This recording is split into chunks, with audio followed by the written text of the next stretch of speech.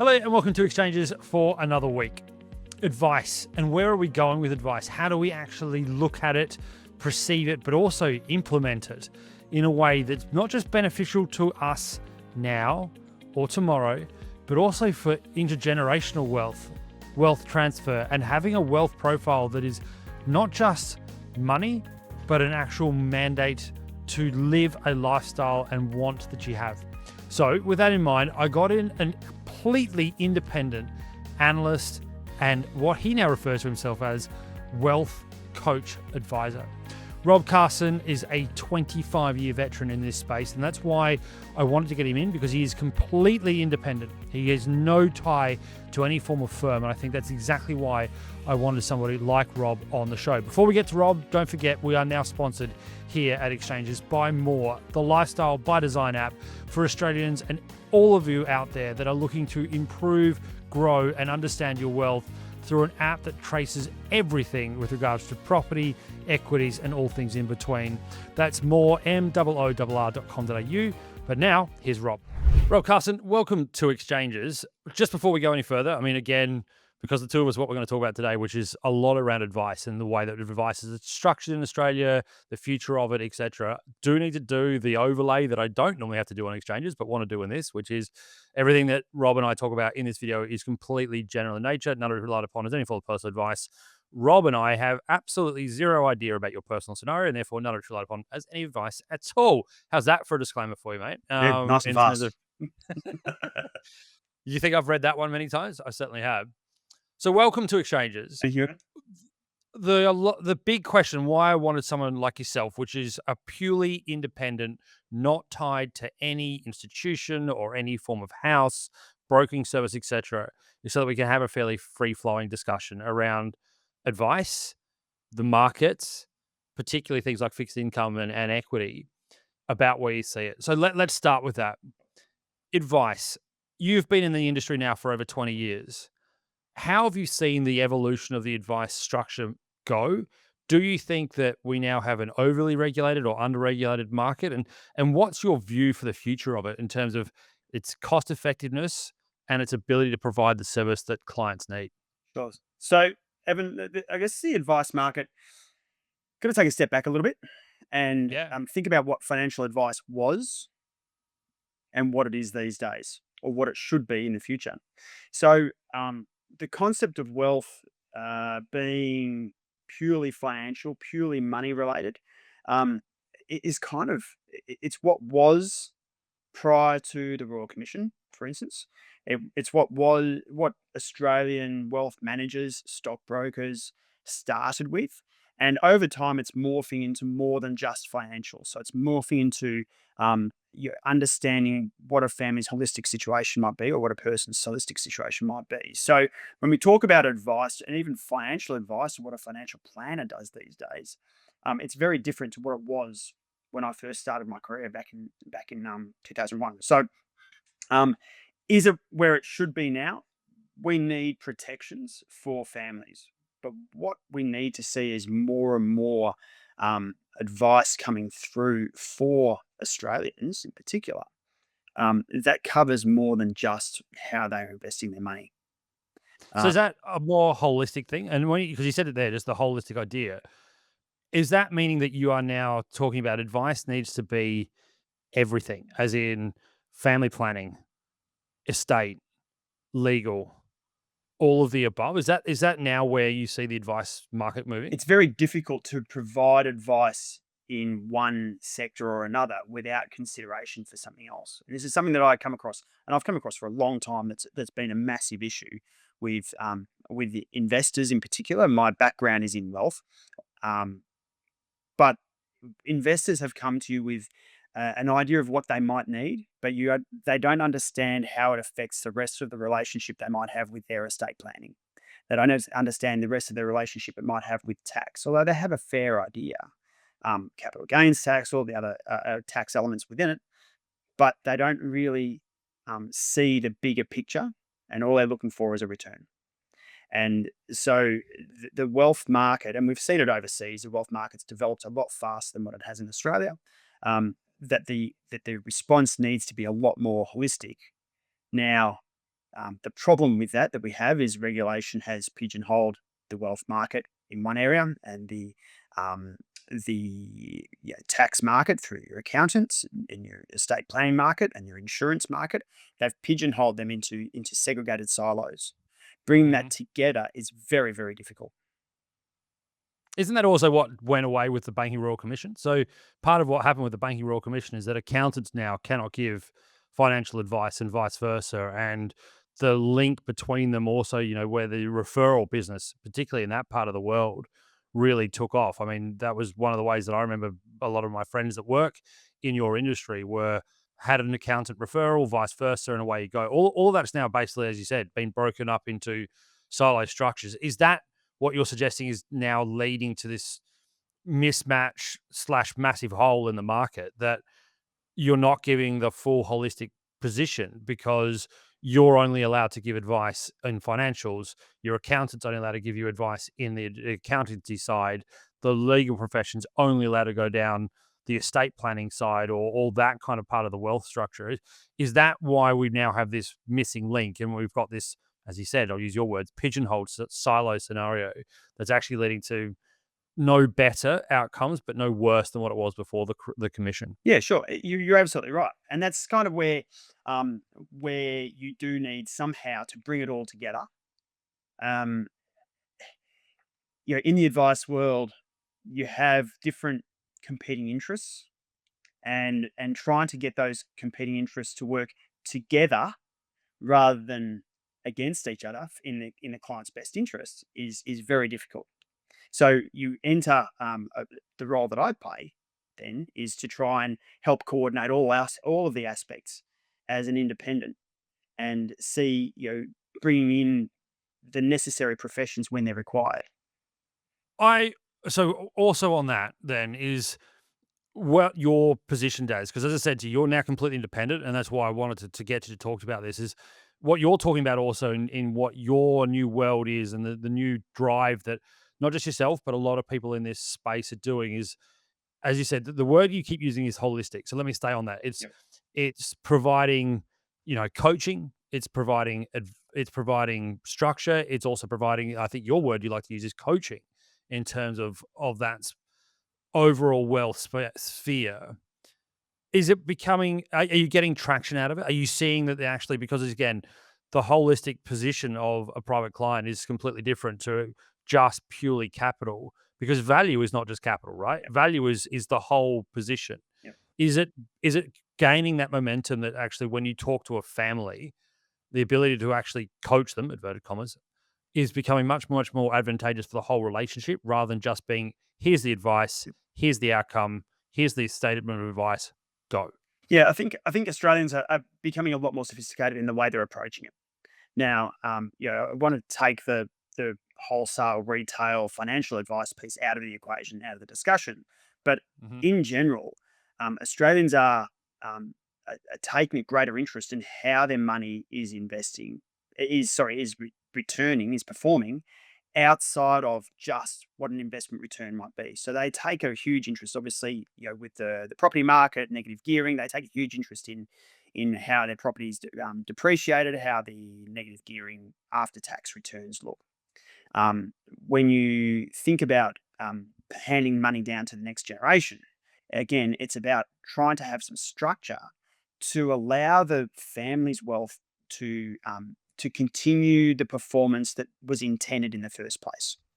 I'm going to pick you up on that because this is the other thing that comes very much hand in hand with not just what you've just talked about, which is the family and the individual group or the nuclear family or the extended family, and allowing intergenerational wealth transfer. And then the overall bigger hit that is certainly being debated, not necessarily public yet, but being debated around taxing and the way that we look at intergenerational wealth across society. How are you having those discussions? Because clearly, sooner or later, it's going to get raised. That intergenerational wealth is there. I mean, superannuation is the one I would point to straight away. Superannuation is designed as a pension scheme, not designed as a generational wealth transfer. But that's clearly what a lot of people are using it for. Mhm. How are you having that discussion? Because clearly it is and needs to be part of the thinking in the next 30 years. Sure. That concept is going to be debated and possibly implemented? Yeah, it's a tough one, right? Because, It is, right?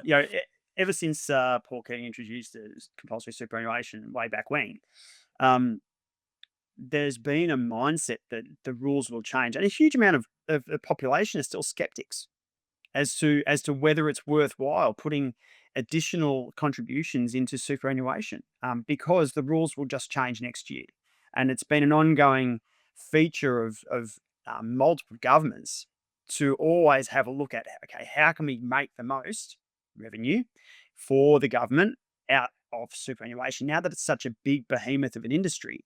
You know, the sugar hit is too hard to resist, it seems. So you have a planning issue, and financial planners, especially over that period of time, have struggled with providing advice without the caveat that things might change. Yeah. Okay, so how do you intentionally make a strategic plan for a family about how they should be investing their money or their wealth over the course of not just the rest of their lifetime, which might be another 20, 30, 40, 50 years, but over the course of their children's lifetimes. And when I talk to families, I talk to them about 100-year lifetimes, not 20. Right? So we're talking 4 or 5 generations over that period. How can they effectively invest a family's wealth over that period of time, knowing that the rules are just going to change, the goalposts are going to move along the way?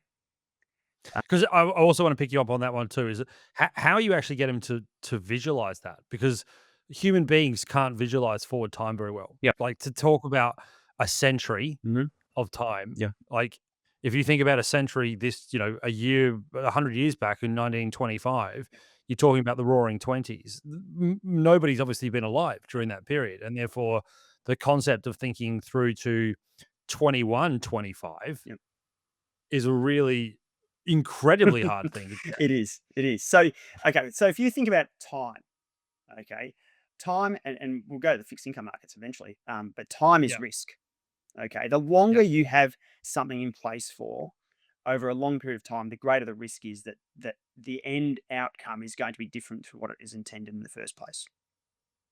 So, in order to do that for families and institutions do this, you look at the Future Fund is a great example, mhm. a very public example, but the the structuring they have behind what they actually do behind the scenes is very regimented. Now, there's no reason why a family can't do the same thing.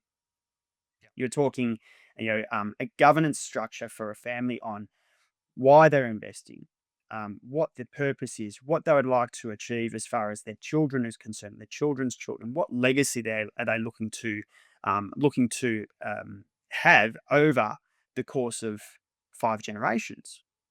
And so, if you can have the understanding and the governance structure, the investment policy, the family charter down pat during the first generation now, then you're starting to have a look at, okay, what are the what are the means or the mechanisms within the family to change those over a period of time? And can the next generation change them, and can the third generation change them, and the fourth? And if they can, that's fine, because your values and the environment changes, everything else. But to have it written down and have a structure behind it means that it's only when they change do the risks really pop up again, because you have a purpose throughout the lifetime of the family's you know, um, future. yes, it does. That's beautiful. And I'm.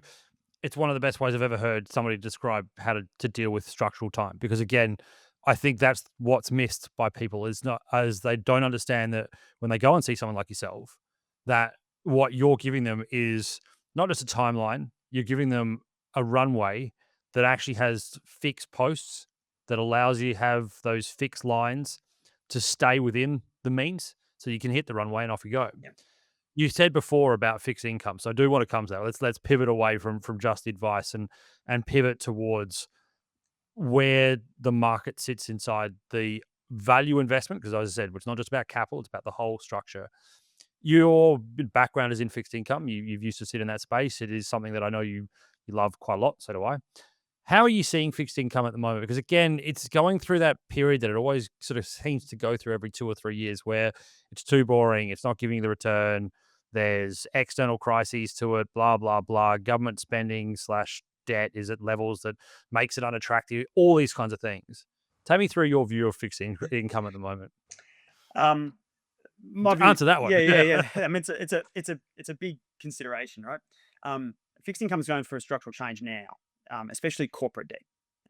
Yeah. Because we're looking at the private debt market, which is flavor of the month, has is generating returns that are well and truly above what is a natural or a traditional fixed income product.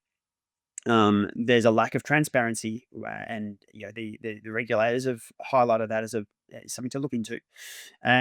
But fixed income is there, and it's there to stay. That people will, or corporates will, want debt. Um, uh, Borrowers will want to buy a house, and there'll be opportunities for a mortgage product all the way along. And that's been going on for years. It's not just the past 6 months that has been, or sorry, past few years that has been flavour of the month. So the fixed income markets then are going to provide investors with an opportunity to diversify away from what was traditionally just a government bond or a bank bond. We're now seeing the listed hybrid market disappear from the ASX, but you're seeing the non-traditional private debt market pick up where the hybrid market leaves off, albeit without the same structures. Yeah, it does without the same structure. So again, putting and feeding that into your previous discussion around, you know, the time factor and the 100-year view, will fixed income be continue to be, in your view, an absolute core product of a overall wealth sort of plan, or is it now facing that structural change, as you said, where the private debt market is becoming unlisted, it is becoming a way, therefore the outside of the family offices and basically super funds, the ability to access it's getting harder and harder. Yeah. I don't know if it'll ever disappear. It depends on the level of practicality for advisors to provide access to that product. Mm-hmm. But private debt, you've got to remember, private debt's been going around for years.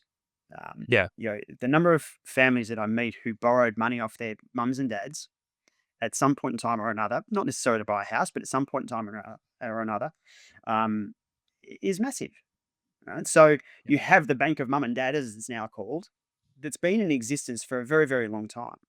It's just that the Bank of Mum and Dad now have a little bit of liquidity, and there's a greater need by the current generation to gain access to the Bank of Mum and Dad in order to fund what is I'm going to essentially. interrupt you there. Yeah. Why is it seen societally as a bad thing? Why is this media push that, the Bank of Mum and Dad, either A, is silver spoon and giving you a leg up, or B, is sort of seen as a poor way to get around a liquidity constraint that the whole of society is getting? Have you got an opinion on that? Because for me, it fascinates me. Yeah. Surely, as you've just pointed out, that what drives me crazy, absolutely mental, is that in my view is a very, very nuclear, very, very West individualistic society view.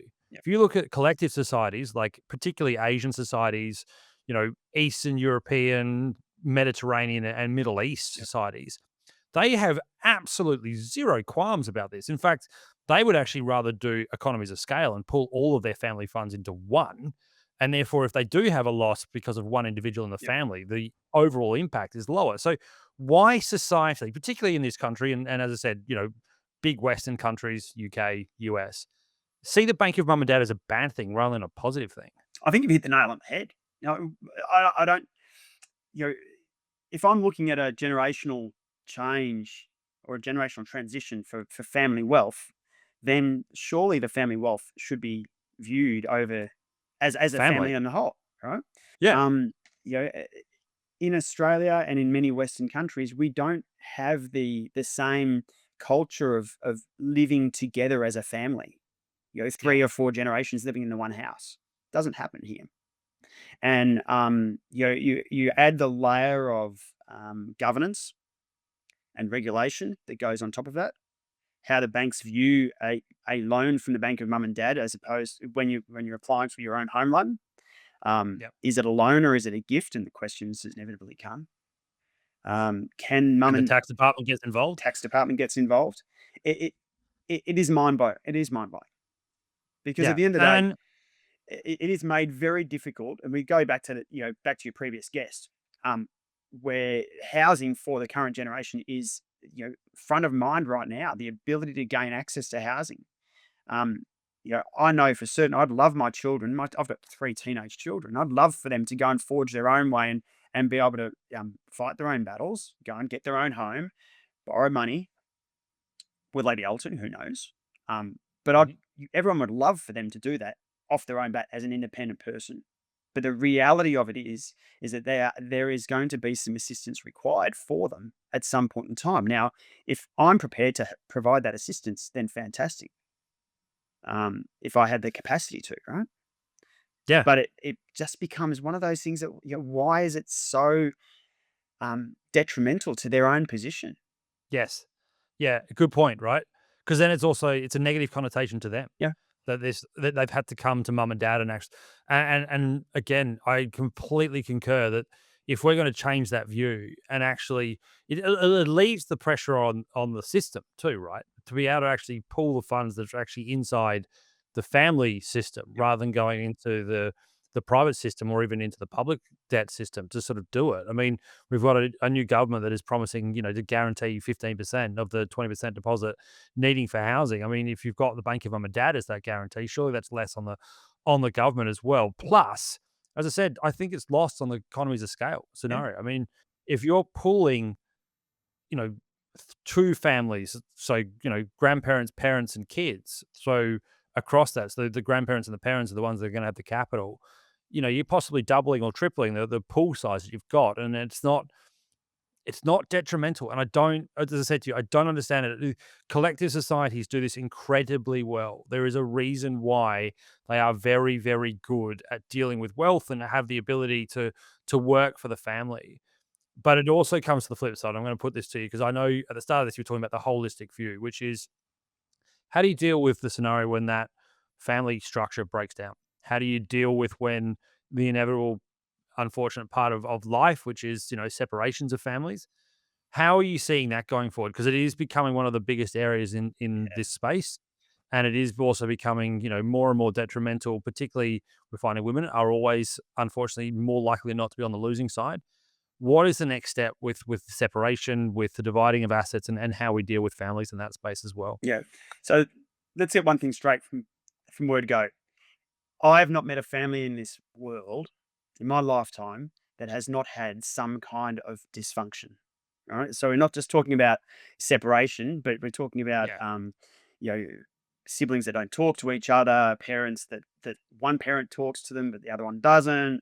All of those sorts of things take place, and a lot of the yeah, time it's behind within four walls. So the rest of the world don't know about it, but what we have to realize is that um, the it will money. come out. Sorry, It will come out, it right? will come out eventually. Yeah, yeah, yeah.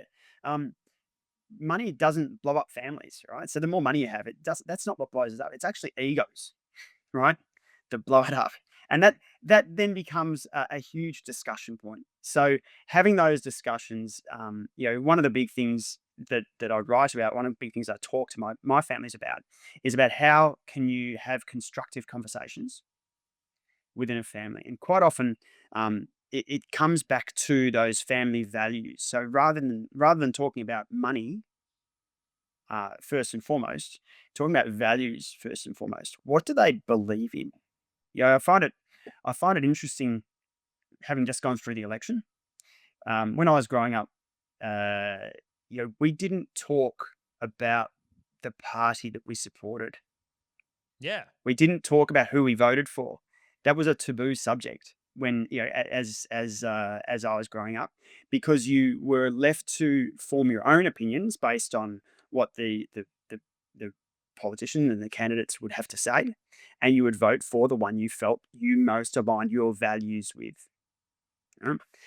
These days, it's a very different world. Social media has obviously opened that up, And I'm not saying it's the wrong thing to do, right? Because I think families will only benefit from discussing those difficult topics that allows them to take their values. And as a parent, you want to take your values and instill them on your children. Hmm. Okay, you want your children to reflect who you are, who you want to bring them up as, and what your household believes in. So having those discussions are incredibly important especially about money.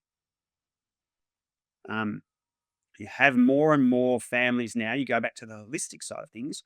More and more families now with young children, teenagers like my own, talking about their estate planning. Okay, you're talking about what happens when you move out of home. Am I going to be able to support you? Or do you want to do X, or do you want to go overseas, or what kind of person do you want to be? And these Yeah. discussions are taking place. So when you do have the inevitable breakdown of a family, if you can always bring it back to the values that the family have rather than the money, it makes it a far easier conversation to have, because they have a common belief if they continue Yeah, to have those I'd values. agree. Yeah, because I mean, I'm with you. I mean, I've worked in finance now for, sort of similar period to you and done this kind of thing. But talking about money in my family didn't exist. The only reason ended up in this is because my grandfather, and I tell you this quite strongly when I, talk about, I wrote a book and I wrote quite strongly about how my grandfather influenced me into it. But he didn't really talk to his children, my mum's father, and his his kids don't really talk to their kids, me and my cousins, etc., about money. Because again, it's that cultural thing that we've discussed all the way through this discussion, which is it's just the taboo subject slash like with politics, it's again tall poppy syndrome. I would argue in Australia as well comes into that factor in the whole thing. So I do agree with you. I think the change that is happening is that the generation from probably the late 70s, early 80s born kids are talking to their kids more about it. And kids now, thankfully, are much, much more engaged with their family finances and what have you.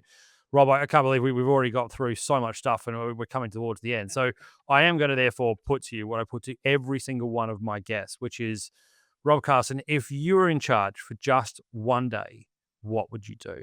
Okay, so having a think about this, um, my focus is on family wealth, and I talk about family wealth in a financial sense, but obviously after today's discussion, you realize I also talk about it from a social sense as well. Mhm. Um, Silence kills families and kills family wealth.